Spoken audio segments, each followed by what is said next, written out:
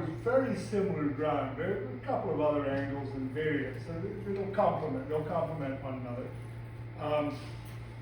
I might just wait for Brother Constable to get back before I get going. What other observation? Oh, and not to be in the least critical, Brother Black, the pronunciation of Moray is in Scotland. The county and the name is Murray. It's pronounced as though it's written with a U, which is written with an O, but pronounced with a U, which is, I know it's a contradiction, you know, it's like we're building out knowledge and such. Anyway, I'm not sure about changing Zag's doing, but we do want to. So anyhow, enough of the preamble. When I undertook to give a talk, I said, scratch my head a little bit about a subject, but my inspiration came from having very recently delivered the tracing board lecture in an entered apprentice degree, which you all know is a bit of an undertaking. And I was advised when I was still the senior deacon, just starting into it, if you're going to go ahead, you might want to start practicing that lecture right now. So I paid attention to that and got the first paragraph down pat and then forgot all about it. And the degree was looming, 2 or 3 weeks away, so I applied myself. And around about top of the third page in that lecture, we come across the celestial canopy and Jacob's ladder and its rungs. And I found myself touching on almost familiar ground. Faith in the great architect of the universe, hope and salvation, and charity toward all men. Faith, hope, and charity. And the 3 words were already part of my consciousness. So within Christianity, faith, hope, and charity are the 3 theological virtues. So called because they represent the essential human response to a relationship with God. Now, Islam places emphasis on the same trio. Faith or belief, Iman, is fundamental to Islam. Hope, Raja, is used in the Quran to mean anticipation of something good, such as forgiveness. And charity, zakat, is an essential part of Islam's 5 pillars. Not merely a matter of personal choice, but a religious obligation. And I'll touch on that later. Hindu teachings tell us of the belief that all living things have a soul, Atma. We can view this as a fundamental faith. Hope is viewed as a source of recovery from despair. And charity is manifest in the Hindu god Lakshmi, and its practice is viewed as the greatest of the virtues. So clearly, faith, hope, and charity are universal concepts, recognized throughout humanity as noble and worthy tenets of a functioning society. But it is the embrace of these 3 virtues by the Masonic tradition that I wish to illustrate in particular. Faith is the foundation upon which our order is built. A belief in something greater than ourselves is the starting point of one's initiation.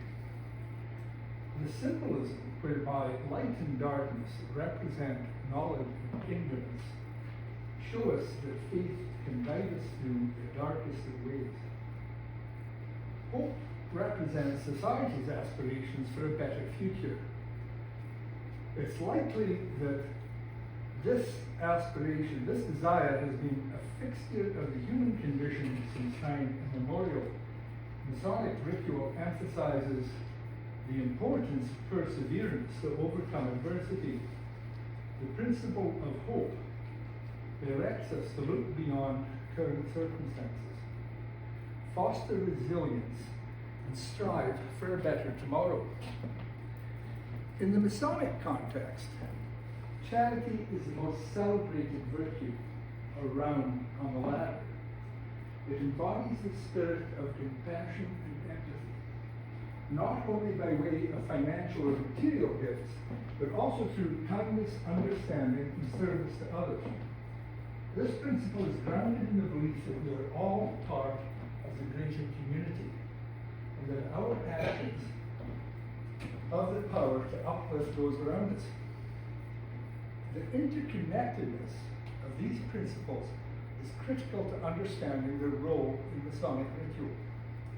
Faith inspires hope, while hope motivates charitable actions. They are not isolated tenets, but rather a cohesive whole that guides us in our personal development and interaction with others. Given the political, economic, and ecological uncertainty that presently confronts humanity and our own, and adherence to the principles contained within the phrase faith, hope, and charity are as vital now as perhaps they have ever been. That is the bulk of my talk. But when I hark back to why this was familiar ground when I came across faith, hope, and charity, I have to hark back to a very wise teacher that I had in primary 7. This was in Britain, Mrs. Mill, and she always kept us. She'd lived through the war. She lost a brother and a husband and such.